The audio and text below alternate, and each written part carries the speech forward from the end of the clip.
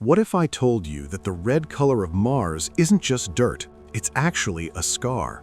Most people think Mars has always been a frozen desert, but hidden beneath that red dust is the skeleton of a world that used to be warm, wet, and blue, just like Earth.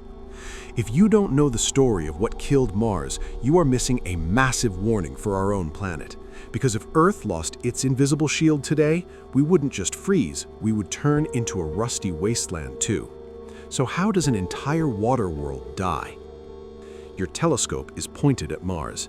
The planet glows like a dying ember in the dark sky. No clouds, no oceans, just a world that looks like it's bleeding through space. But here's the uncomfortable truth. Mars is not red because of light, it is red because of something that happened to it. Something went terribly wrong on that planet. Where did the color come from? Did Mars always look this way, or is the red surface the scar of a world that lost everything? Today, we're opening the hidden story written in the dust of Mars. So let's start at the beginning. When you picture Mars, you picture a desert. But rewind the clock 4 billion years and Mars would look shockingly familiar.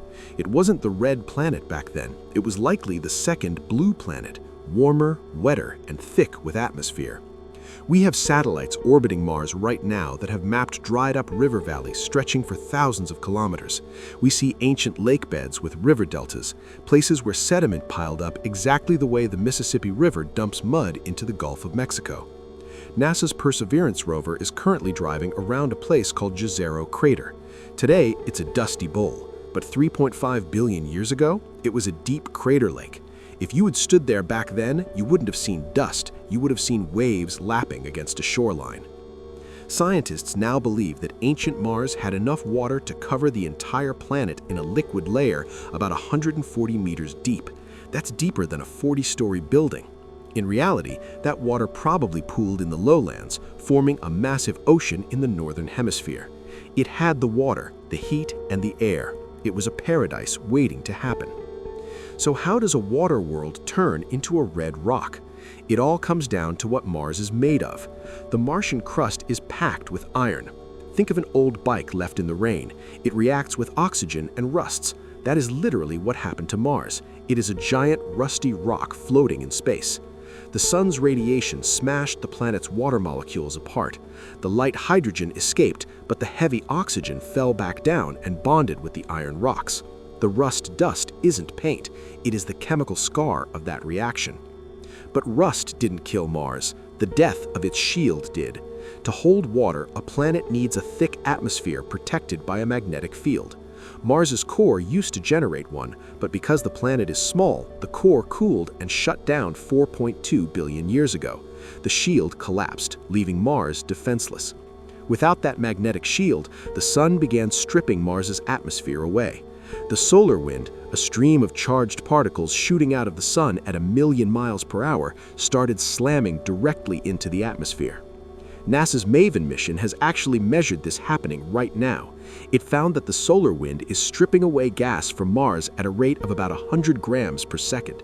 That doesn't sound like much, maybe a birder's worth of air every second, but do the math over billions of years. Slowly, the blanket was pulled off. The pressure dropped. The planet got colder. The water froze, or it was lost to space. The rivers dried up. The lakes vanished. The potential for life was suffocated. Mars was stripped bare, molecule by molecule, until all that was left was the rock. Today, what remains is the dust, and the dust on Mars is unlike anything on Earth. Because the atmosphere is so thin, the dust particles are incredibly fine, more like cigarette smoke than beach sand. This allows them to float. Mars has global dust storms. In 2018, a storm grew so large it covered the entire planet for months, blocking out the sun completely. This is actually what killed NASA's Opportunity rover. This dust is so pervasive it even changes the sky.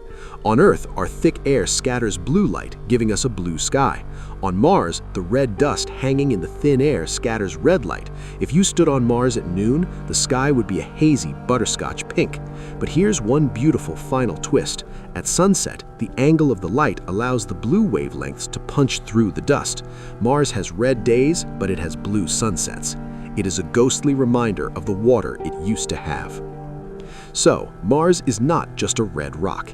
It is a cautionary tale. It is a fossil of a world that had everything: water, air, warmth, protection, and lost it all. The red color is not just dirt, it is a warning written in rust. It shows us what happens when a planet loses its heartbeat.